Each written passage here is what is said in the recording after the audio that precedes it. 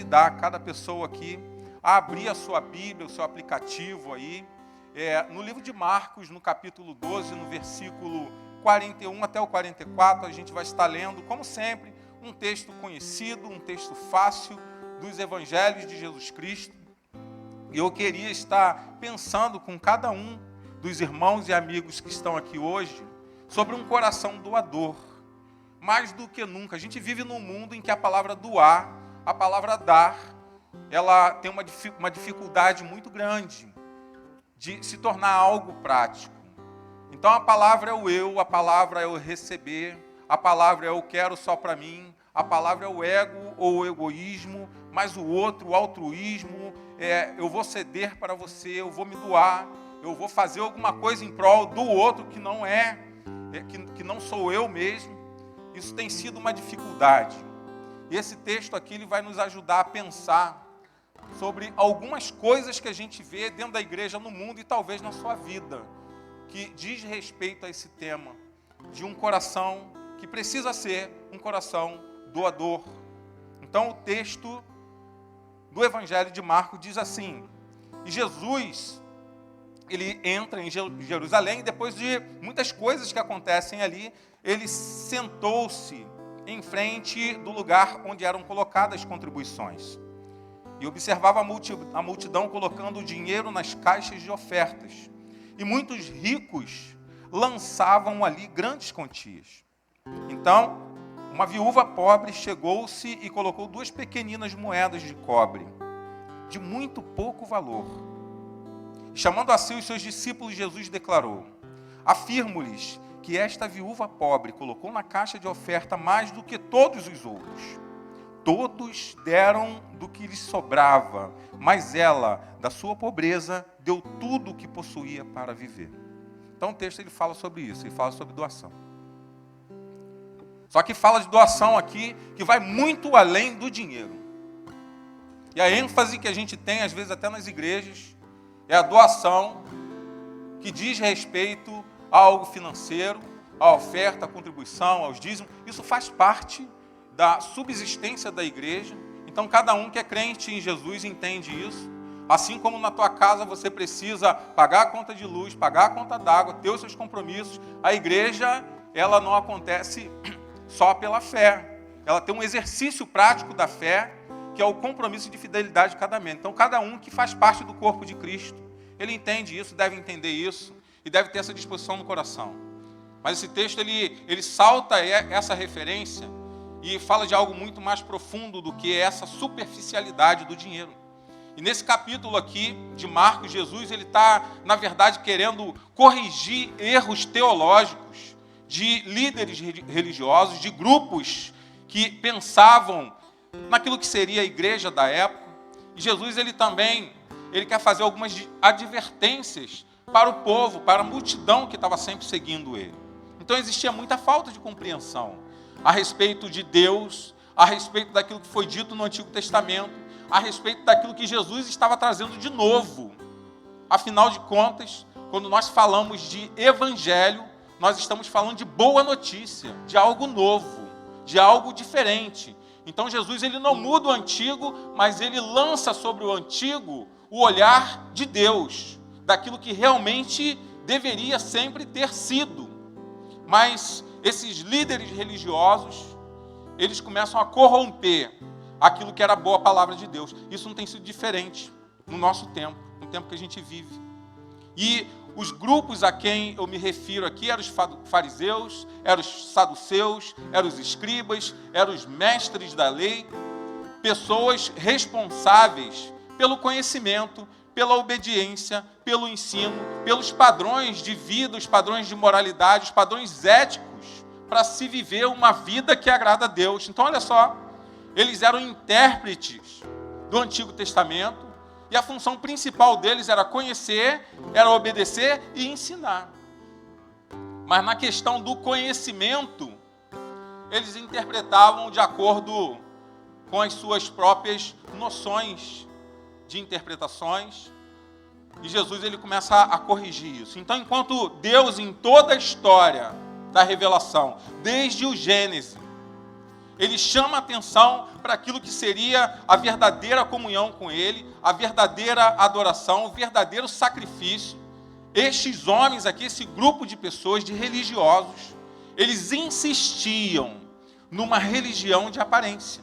Eles insistiam numa religião que oprimia as pessoas.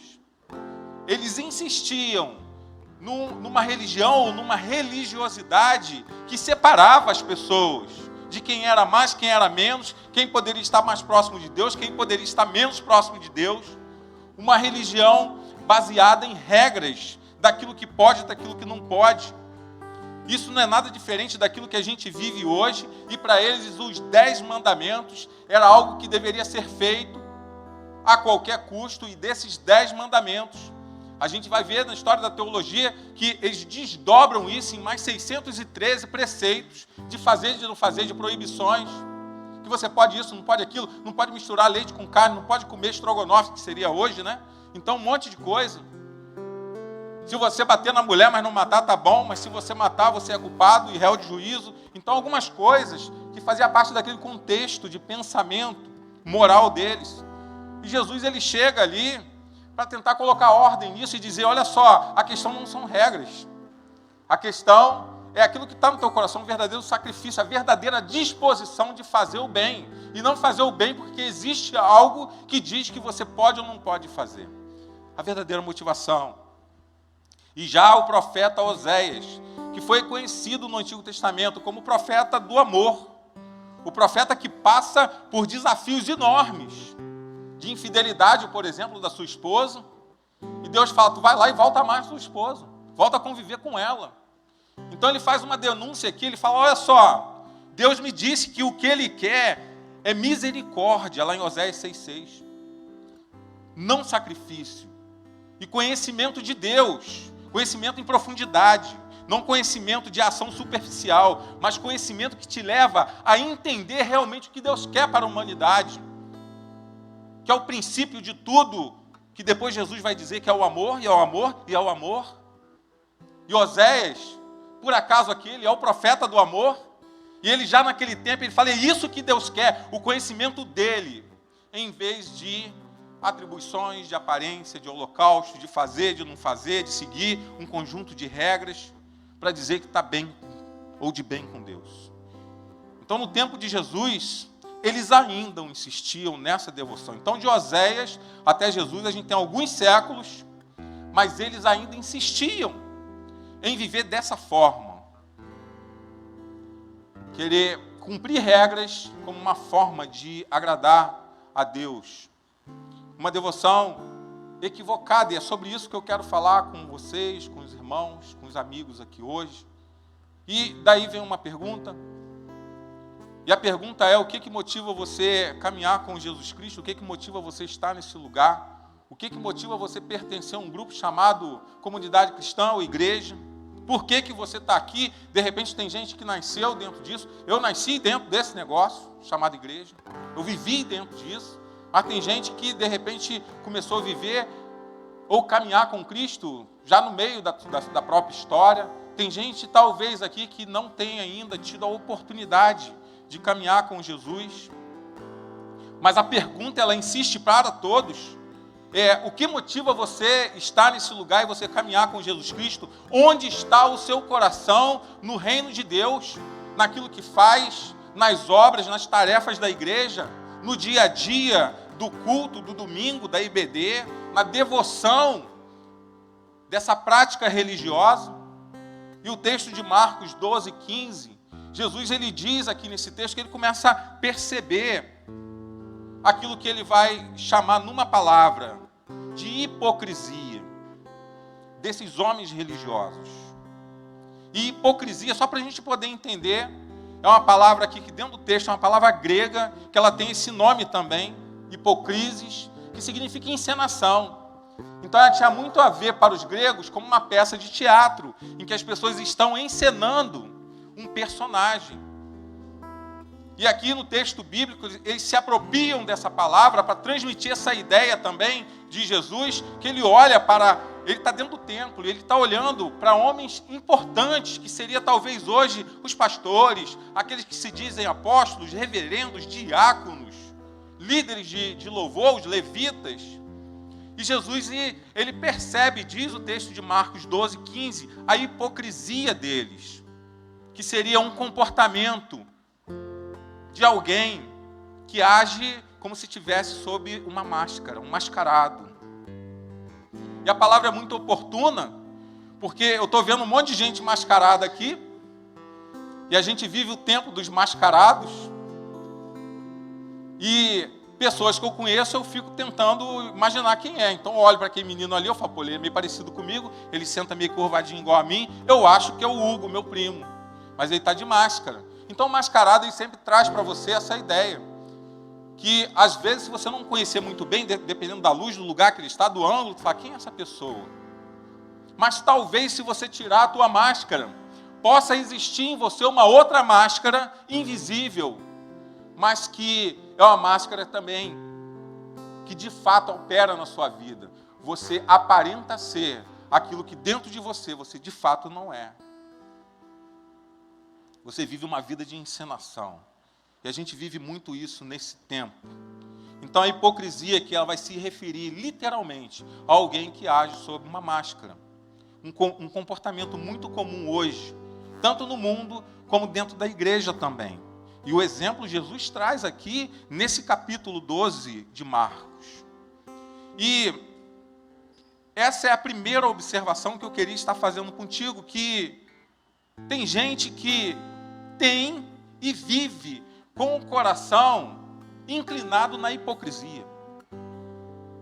Tem gente que tem e vive com o coração de hipocrisia. E Jesus, ele é muito contundente. Jesus, ele é firme aqui no texto, tanto com os religiosos, como o povo que estava assistindo ele ali. E lá no verso 38 de Marcos 12, ele vai falar assim, ó, cuidado. A palavra aqui é um estado de alerta máximo. Ele fala, olha só, levanta a tua cabeça, fique em estado de alerta, se afaste disso. E de quem que ele está falando? Ele está falando da igreja do seu tempo. Ele fala, cuidado com os mestres da lei, que estava incluído todo esse grupo aí, de fariseu, de saduceu, de escriba, de herodianos, pessoas que aparentemente eram pessoas devotas a Deus, pessoas que intelectualmente compreendiam o Antigo Testamento, a lei de Moisés e dos profetas. Mas Jesus aqui, um judeu, está falando para um outro judeu que no nível de hierarquia naquele tempo ali, era muito mais superior que Jesus. Que Jesus não era nada nesse sentido. E eles eram homens destacados. E Jesus fala sem medo, cuidado com os mestres da lei, ou com esses aí. Eles fazem questão de andar com roupas especiais. Porque na época as pessoas que queriam ter um pouco mais, queriam ser diferenciadas das outras, se vestiam um pouquinho melhor. Nada diferente do nosso tempo.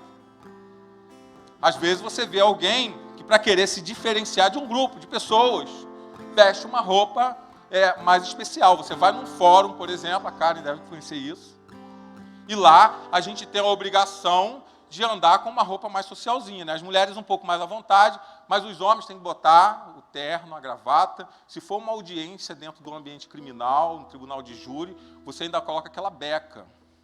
A gente só não coloca, igual os europeus, aqueles cachinhos. Para mim seria bom que, né, eu ia me sentir, pelo menos ali, com uma ideia de que eu tenho um cabelo loiro, cacheado.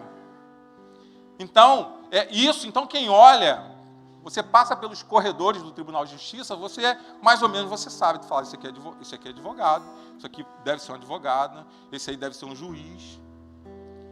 Porque você vê um policial fardado, então você conhece as pessoas, às vezes, pela forma como elas se vestem. Você conhece as pessoas, às vezes, ou tem uma noção de quem possa ser as pessoas, pela marca da roupa que ela ostenta. Então, um camarada que está sempre becado, e você olha e é Tommy, não sei o quê, e é Nike, tu fala, pô, ele está querendo passar uma mensagem. de que, né, existe uma diferença entre ele e eu. Porque meu tênis é Luge. Eu não sei se essa marca é famosa. É? Alguém diz, aí fala, pastor, não é. Então, o camarada que veste um tênis da Puma, uma marca, né, melhorzinha, vai olhar para mim e falar, pô, pastor, nunca coloca um tênis que tem uma presencinha. Sempre tênis caidinho. Está sempre fraco na base. Então, eles queriam ostentar isso. Diz o texto que eles gostavam de receber saudação nas praças. Então, além de querer se diferenciar pelo vestir, eles queriam também ser reconhecidos lá fora, aonde passavam. Para alguém chegar e bater e falar, pô, olha, fulano ali, ó, é o fariseu que está passando ali. Caramba, olha só o cara. Pô, olha a roupa que ele está ostentando. E ele era identificado por isso e gostava de ser reconhecido por isso também. O verso 39 diz que eles gostavam de ocupar os lugares mais importantes nas sinagogas, que era o tipo de igreja da época. Então eles eram responsáveis pelo culto. E eu lembro que quando eu tinha lá, não sei, meus 10 anos, 8 anos, era muito costume na igreja, um pastor naquela época de jeito nenhum estava vestido igual a mim. Porque era costume do tempo e da época, o pastor está com um ternão quadriculado dele, com uma gravata, e o pastor, geralmente o pastor e os diáconos, não sei se os irmãos, né, lembram desse tempo, ele era identificado às vezes pela indumentária, pela roupa, e tinha alguns que gostavam de ser identificados por isso, e andava até no dia a dia da mesma forma, e de ocupar inclusive os lugares mais importantes. Tinha algumas cadeiras quando eu cheguei nessa igreja, algumas cadeiras aqui, algumas menores, e uma cadeira de 2 metros no meio, para você olhar e falar, ó, o que está à direita, né, o que está à direita é Pedro, o que está à esquerda é Paulo, e o que está no meio é Jesus, o pastor. Você conseguia ver a hierarquia pela ostentação das posições, é um costume, tem igreja que ainda faz assim. Isso não tem problema nenhum, a questão está em você ser pego por isso, ser motivado por isso, ter a ambição de querer aparecer pelos títulos, pelo cargo que você ocupa, e você querer ter essa necessidade de mostrar isso para as pessoas. E o texto ele vai dizer também que eles gostavam de lugares de honra nos banquetes. Então, se mostrar é importante. E pelo menos uma coisa que eu gosto, do fato de ser pastor, que toda vez que eu vou num casamento, eu vejo alguém, geralmente é o anfitrião, ele mira em mim assim e fala, olha só, aquela mesa lá é do pastor, tá? Aí ele fala assim, ó, rega. Aí essa parte, não tira isso não, deixa isso aí, tá bom? Eu não quero honra não, eu só continuo mantendo o aquecimento da mesa, quando me convidarem para alguma festa.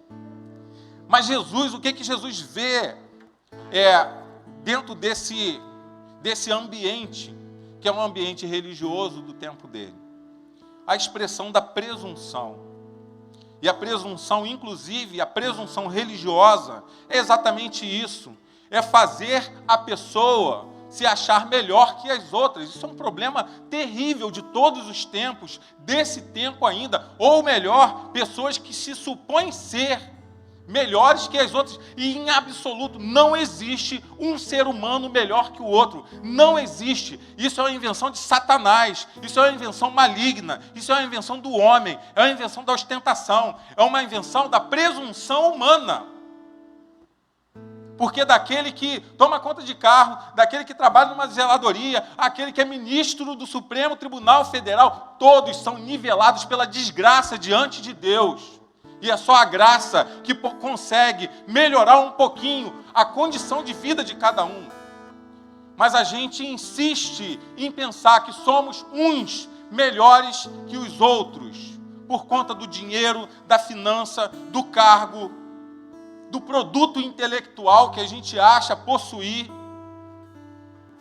E cada um é excepcionalmente mestre naquilo que faz. Porque se não tiver a copeira, eu não sei fazer café, eu não sei fazer comida, então ela é mestre naquilo que ela faz. Então cada pessoa tem muita importância. Precisamos olhar e tratar cada um, cada profissão, com dignidade, com honra, com muita importância. E Jesus, já no seu tempo, ele tinha horror a isso, da presunção daqueles que se achavam melhores, superiores, por conta da posição religiosa, por conta dos dons que diziam possuir, dos cargos que tinham na igreja. Eu lembro que, quando eu era garoto, era uma briga danada dentro da igreja, porque os meninos queriam ser o presidente do corpo de embaixadores do rei. Eu falo, tá, mas o que faz o presidente do corpo, o terceiro vice-presidente dos embaixadores do rei? O que esse menino faz? Nada, mas brigava com o outro para querer ter um nome. Terceiro vice-secretário. É mole isso. E brigava com o outro, saía no pau lá na hora da reunião. Não, que eu quero ser. Por quê? Porque esse título, essa posição, esse nome, traz às vezes para a gente esse falso controle, essa hipocrisia de achar que a gente é melhor que o outro. Achar que a nossa espiritualidade, ela se eleva na mesma proporção da nossa posição dentro da igreja. Eu não sou mais espiritual do que ninguém aqui. Eu só cumpro um papel.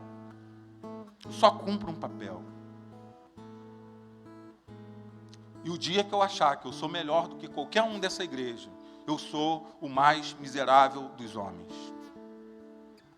E essa lição, eu preciso estar sempre com ela assim, ecoando na minha mente. Então o resultado lá, e o resultado hoje aqui também. Então isso acontece dentro da igreja, isso acontece lá no mundo. As pessoas elas vão te ver, vão te tratar dessa maneira também. Vão perguntar, quem é você? Aí tu fala, Alain Pereira da Silva, já erra pelo nome, porque Pereira da Silva não é nome, né?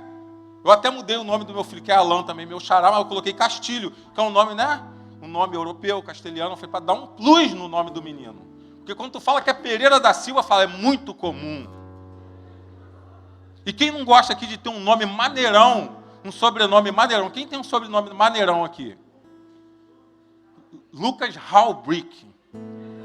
Essa menina casou com ele por causa do nome. Porque ela era Pereira da Silva, agora ela tem um Halbrick no nome. Alvim. Olha só. Então isso traz para a gente assim, essa noção de um conforto, de que a gente tem um estado um pouquinho melhorado. Mas isso é uma ilusão, isso é uma hipocrisia, tá, gente? Isso é uma hipocrisia. Porque se você achar que o teu nome vai salvar a tua vida diante de Jesus Cristo, que teu nome seja Jesus Cristo, o Filho de Deus, na tua carteira de identidade. Ele vai falar, ó, eu nunca te vi, eu nunca te conheci, se afaste de mim, maldito, mas eu tenho o teu nome, o problema é seu. Mas você não andou comigo, você não fez o que eu fiz, você não aceitou o meu sacrifício na cruz. Então, acho que isso basta. Jesus, ele é maravilhoso. Eu não preciso de nenhuma filosofia, de nenhuma ideologia, eu não preciso de ninguém que vai para a televisão, para qualquer lugar, para dizer que o mundo pode ser diferente, se a gente pensar diferente, se a gente pensar com igualdade. Eu só preciso de Jesus Cristo, aprender dele. Ele diz, aprendei de mim, porque eu sou manso, eu sou suave. Anda comigo que você vai ver o que é preciso ser para você ser um homem realmente de valor nessa terra. Então, o resultado lá e hoje também é que sob esse belo nome de cristão, nós dormimos às vezes em paz nos nossos maus hábitos e nas nossas falsidades. Porque às vezes você fala que é cristão como se fosse um título também para você. Mas de cristão você não tem nada. Tua vida ela precisa ser toda transformada, toda ajustada. Mas isso parece te dar um refrigério. Você continua o mais do mesmo, vivendo a mesma pessoa que você sempre foi, e às vezes piorando nesses maus hábitos e nas suas hipocrisias e nas minhas falsidades. Querendo mostrar que você, né, é master, é overpower.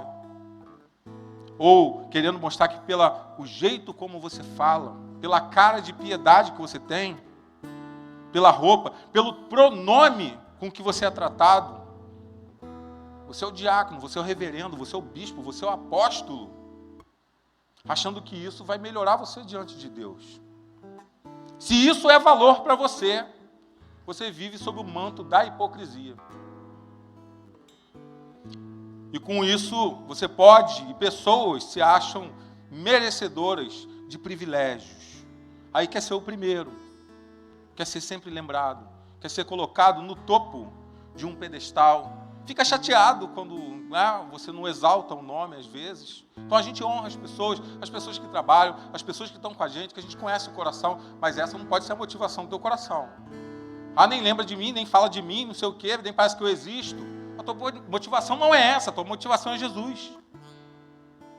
Porque você não pode ser colocado no pedestal, o topo da espiritualidade, do louvor, da honra, da glória, é de Jesus Cristo, o Senhor, o Filho de Deus, que morreu na cruz, que tira o pecado do mundo e que transforma a tua vida de qualquer mal, de qualquer situação. Então você tem que ser alimentado por Ele, pelo Espírito de Deus, pela graça de Deus, e não pelos aplausos. É dura essa palavra, né? Mas Jesus, Ele caminha sempre nessa direção. E o pior ainda é quando esses homens, que é o caso aqui do texto, eles querem atropelar as pessoas. Eles querem oprimir o outro. Então é a mulher adúltera, é a mulher com fluxo de sangue, é aquele paralítico lá do tanque de Betesda e qualquer outro, que dentro da escala de importância deles é gente diminuída. Eles não querem inclinar a piedade, a caridade, o amor de Deus. E eles oprimiam as pessoas por conta dessa patente religiosa, da tradição sem sentido, da ganância sem freio e da hipocrisia. Tem um padre lá do quarto século que ele vai dizer que esse é o retrato do falso e bom cristão, do devoto fingido. Maravilhoso o que ele fala. 400 anos só depois de Jesus. E Jesus, antes dele, ele vai dizer que esses religiosos, sob o manto da religião fingida, lá no versículo 40 de Marcos 12, eles devoram a casa das viúvas e, para disfarçar, eles fazem longas orações. Então faz cara de piedade, mas por trás está usurpando as pessoas. Está cheio disso. Fica enjoado disso, de ver isso no mundo, de ver homens que se dizem de Deus, homens que eu olho e falo, caramba, tem um potencial para, de fato, transmitir, divulgar, agenciar o amor e a palavra de Deus no mundo, mas faz isso para que possam atingir os seus próprios interesses, encher os seus próprios bolsos. Eu fico enjoado disso, porque enquanto isso, pessoas sofrem, o mundo sofre. Gente pela rua passa fome que não precisaria passar, e passam fome. E às vezes na porta de igreja que está fechada, na Candelária, naquela época, não sei, 20, 30 anos atrás, eu lembro que alguém falou numa entrevista e falou, olha só, se a igreja, que é a igreja da Candelária, estivesse cumprindo a função dela, esses meninos não teriam sido assassinados. Porque a igreja devia estar com a porta aberta para esses meninos estarem dentro dessa igreja e serem protegidos da violência lá fora. Mas morreram na porta do templo. Então a gente não pode deixar alguém passar fome na porta do templo. Eu não posso deixar aqui, a 2 quilômetros de mim, 70 pessoas passando fome todo dia. E a cada dia é uma experiência que a gente tem inusitada, diferente pelo Projeto Abrace. Eu não posso, não dá para eu dormir achando que isso é assim mesmo. Senão eu vou me sentir um hipócrita. Aquele que põe máscara, aquele que ora, que bate nas costas, que diz que está tudo bem, mas não tenta de alguma forma diminuir a dor daquele que precisa. Meus irmãos, fujam disso. Não sejam assim. A palavra de Jesus ela é muito dura. E ela tem sido muito dura para mim também. Eu tenho 49 anos de evangelho. E a palavra de Deus continua sendo dura para mim. Tem coisa que para mim eu falo, não dá para fazer isso. Como é que eu vou mudar com isso? Mas Deus ele vai me empurrando, vai tentando me quebrar. A cada dia, a cada momento.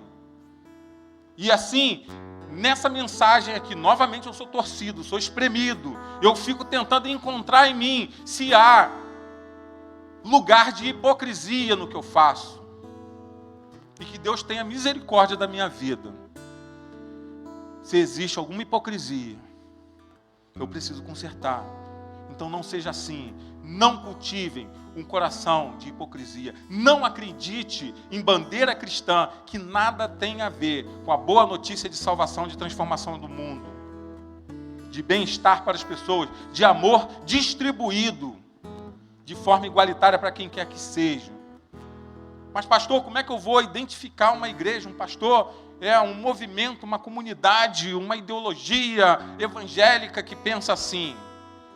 João, discípulo de Jesus, lá em 1 João 2,6, ele escreveu algo simples e muito didático. Ele escreveu assim: aquele que afirma estar nele, em Jesus Cristo, deve andar como ele andou. Então você pega essa fórmula de João e você aplica na tua vida e na vida daquele que de repente você está seguindo na comunidade. Eles estão andando como Jesus Cristo andou. Evangelho é Jesus Cristo. Se você se prende a coisa lá do Antigo Testamento só, todo o Antigo deve ser visto pela ótica de Jesus. Tudo é validado ou invalidado através de Jesus Cristo. Então quer saber se a tua vida está uma vida de crente? O método não é quantas vezes eu leio a Bíblia, quantas vezes eu vou à igreja, quantas vezes eu oro, quantas vezes eu falo a paz do Senhor, irmão. Não é esse o método. O método é: eu estou andando como Jesus andou, eu estou fazendo o que Jesus fez, estou pensando como Jesus pensou, então eu estou no caminho certo. Amém? Glória a Deus. Eu queria estar na Assembleia de Deus agora.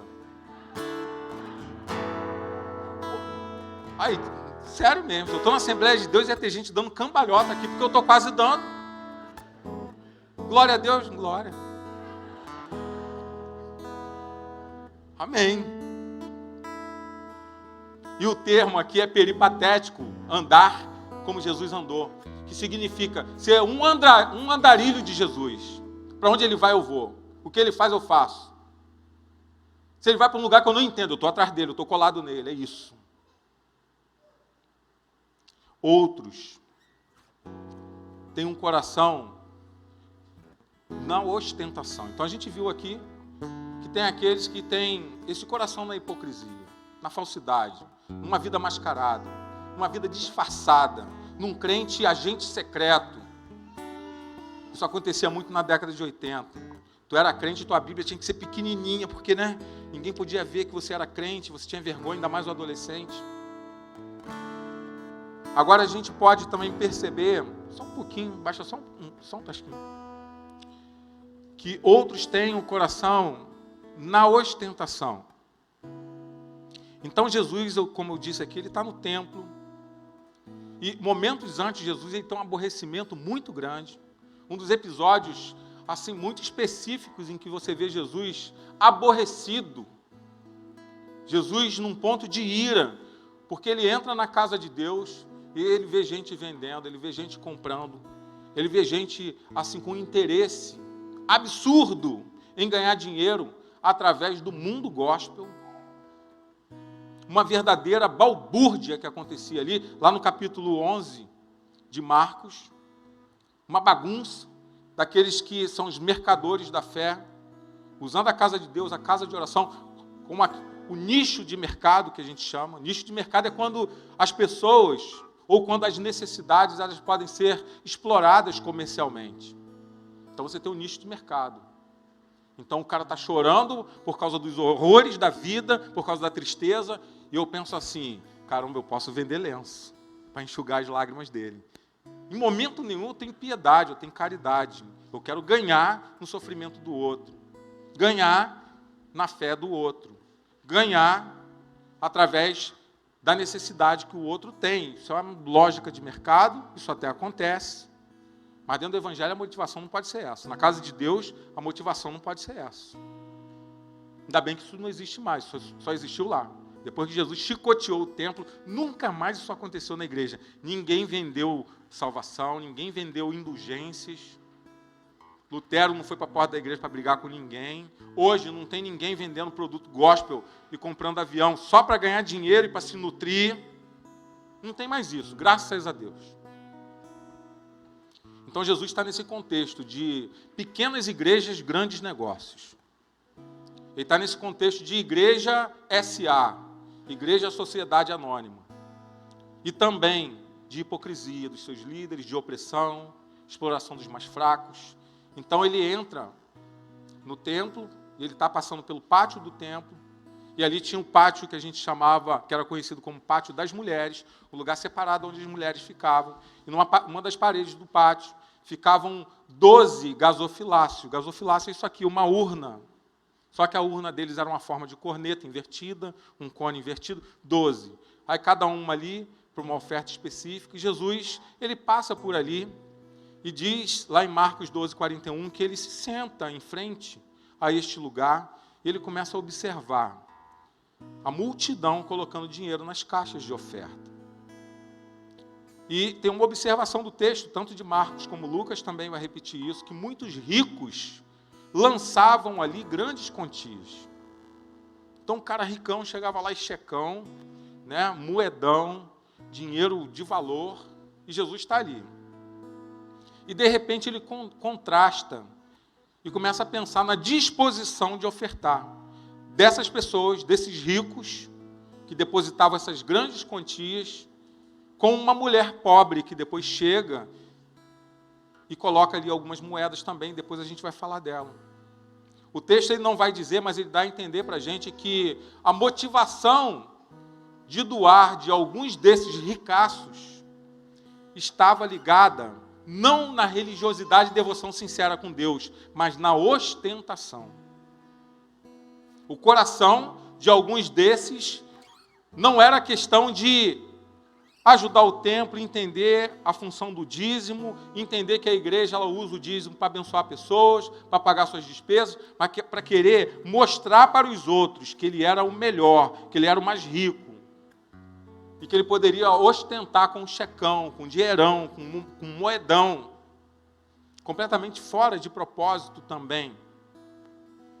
E ostentar significa justamente isso, você querer se mostrar, exibição de luxo, com muito excesso e orgulho. É o cara que não tem necessidade, você fala, mas para que isso? Mas o cara ele coloca um cordão, que ele tem 5 dedos de argolinha de ouro, e tem um cifrão de ouro que vem aqui, geralmente esse pessoal aí, americano, e alguns funkeiros também, ostenta uma Mercedes de ouro, banhada a ouro. Já viu isso? Carro banhado a ouro e o cara chega para poder ostentar. Às vezes aquilo que é desnecessário você ter, mas para você querer se aparecer, você quer colocar isso, quer se exibir dessa forma, para chamar a atenção para si. Geralmente quem ostenta muito, na verdade falta muito alguma coisa. Falta atenção. Uma necessidade, de repente, de ser visto pelos outros. E a ostentação é um pecado que tem a ver com o orgulho, tem a ver com a soberba, na relação daquilo que a gente conhece, que não está na Bíblia, mas está na história, dos pecados capitais. Ela pode ser fruto exatamente da soberba, a necessidade de você querer mostrar e manter o status. Às vezes você está no arroz com feijão, fazendo risco no chão e passando por baixo, mas você tem que manter o status. A roupa não pode faltar, né? O carro está no sopro do Espírito, não tem combustível, e tu está andando com o carro, já andei algumas vezes assim, e cantando, Espírito, enche a minha vida, o tanque, na verdade, do carro. Quantas vezes isso já aconteceu? Mas o camarada não interessa. O importante é a foto, como vai ficar. A foto tem que ficar boa. A foto tem que ostentar. A foto, ninguém pode perceber que você está passando uma dificuldade. A questão não é você também ficar demonstrando as suas intimidades para as pessoas, mas você ser aquilo que é. E não querer alimentar algo que não está mais dentro de você, que não está de fato acontecendo. Então, essa manutenção do status é a ostentação. E aí a gente tem o crente ostentação, e o crente ostentação, às vezes, ele vem para a igreja e ele esquece que isso aqui é casa de Deus. É lugar onde a gente anuncia a salvação, é lugar de transformação, é lugar da gente ser enquadrado, espremido, transformado pelo Senhor. É lugar em que Deus ele fala, olha só, você não está conduzindo a tua família de forma correta. Aquela palavra lá não veio do pastor, mas é uma palavra que tem concordância com a palavra de Deus, e ela serve para a tua vida, e você precisa melhorar com isso, Mas você não vem assim, você vem às vezes para exibir a tua melhor roupa, para exibir o teu melhor carro. Eu lembro que existia uma época na igreja em que as pessoas traziam: pastor, você pode orar a chave do meu carro? Eu de Fusca, de Brasília, e o cara vem, poxa, com a chave de um Del Rey 0. Eu falei, pô, é muita humilhação, não vou orar não. Né? Aí tu fica tentando entender a motivação do cara, isso lá na década de 80. E às vezes muitos estão querendo mesmo compartilhar com a igreja, mas alguns fazem isso, às vezes para ostentar. Olha só, eu tenho um carro novo, tá, igreja? Então aquele que é próspero é abençoado pelo Senhor. E essa relação não é necessariamente desse jeito. Todo trabalhador, ele pode ser abençoado, seja crente ou não. Todo trabalhador. Então o crente é ostentação. Ele vem para cá, com a roupa, com a voz, com o violão.